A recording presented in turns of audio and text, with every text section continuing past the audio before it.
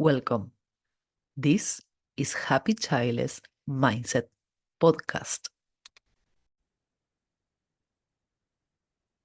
Welcome to another episode. So, I don't know if this episode is for you that is a child that you are a childless woman, or if it is if it is for sharing, like with people that ask us this question: why don't you adopt? Honestly, that question in this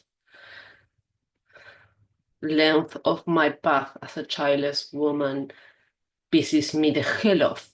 Because first, I always think like the person asking me that question thinks he or she is the first one to have thought about it. Because when they ask us a question like that, it's not because they are trying to understand why we don't adopt. It's just like trying to fix us. And newsflash, I don't need you to fix me. Like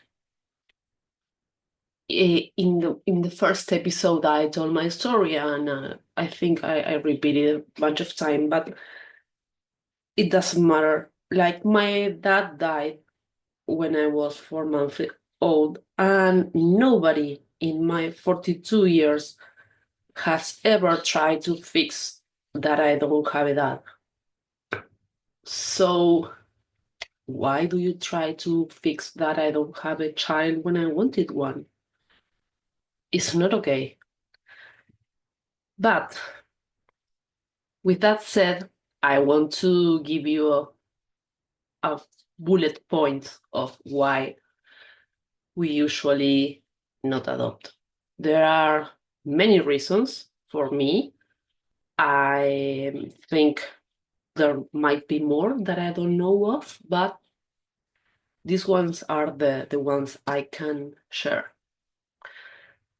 First of all, I wanted a child of my own. I wanted to feel what it is to be pregnant and giving birth and seeing my kid and think I made that with my body. So yeah, that might be selfish, as I heard a bunch of times. The funny thing is the people that tells me I'm selfish because of that are the ones that gave birth. So why didn't they adopt instead of having a kid? Why should I? And that point also comes with the other comment that there are so many kids that deserves a loving home.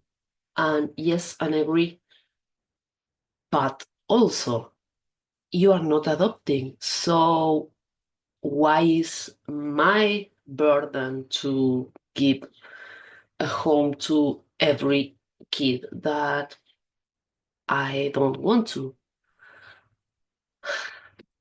I kind of went through this and I said, well, heck, I can't give birth. I can't carry my own child. I'm going to look into adopting. So, first of all, I'm not eligible. I am single. I have anxiety. I've been having anxiety for the last 20 something years. So, of course, they are not going to give me a kid, and that's okay. I mean, it's not like I'm buying a t-shirt, it's another person, and it's not like, oh yeah, take it. He's a spare one. So yeah, I'm not eligible. And also, even if I was with my anxiety, I'm afraid like kids come with trauma. Like, first of all, there's this myth that it's like a Mandela effect that every kid that is up for adoption is a baby, and that's not the case. Most are have some years and they have trauma. And I'm scared of what if I mess up that, like, what if I'm not good enough for helping that little person, you know? So yeah, that's an issue. Second or third, actually, I think, I don't know. It's expensive. It varies from country to country, but there is a expensive fee for adoption. And most people don't realize that. So it's not like you adopt, and since you're doing a great thing and giving a child a home and a family, it's free or is cheap. I don't know how to say it. It is a hell of expensive. So yeah, some of us don't have any money for anything. So another point is the scrutiny we get under in the adoption process. And I'm not saying the scrutiny is wrong. It is, like I say, like I said, they are giving you a child, and they should be looking where the child is going, what kind of person you are, is your house secure? Like, do you have outlets or do you have the wires just hanging around, you know? But the scrutiny is brutal. And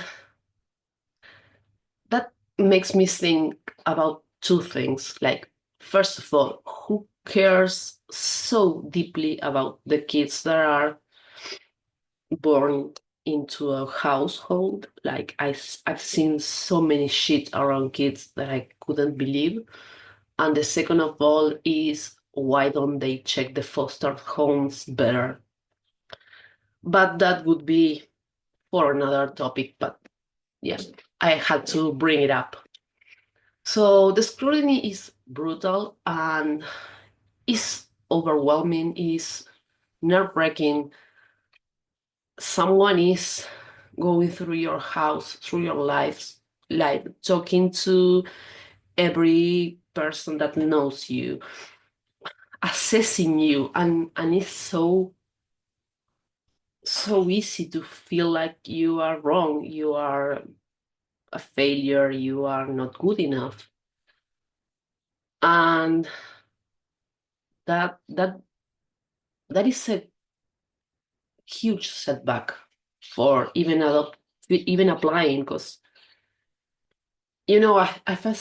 I've if well, that today I'm like blah blah blah blah blah blah. As I said, it is okay that they see and really validate that a kid could live there and with that person.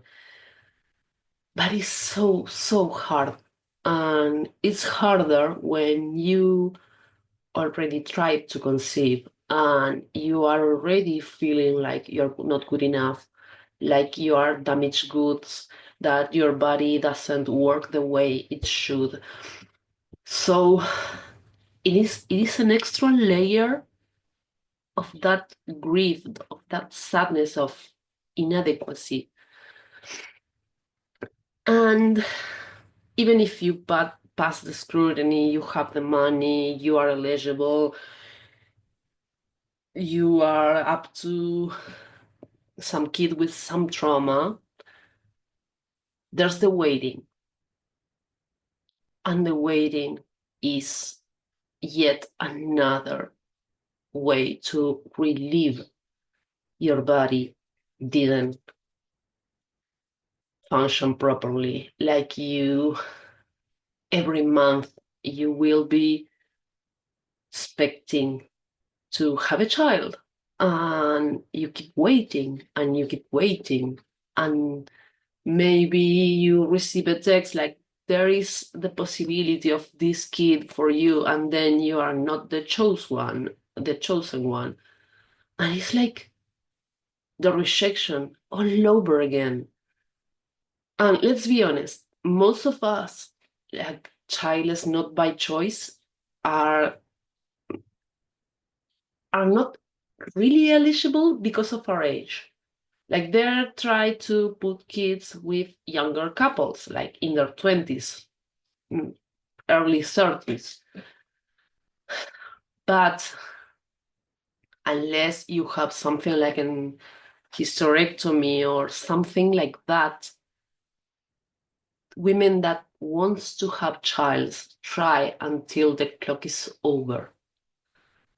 And that happens around our 40s. So we are not as chosen, legible as you may think.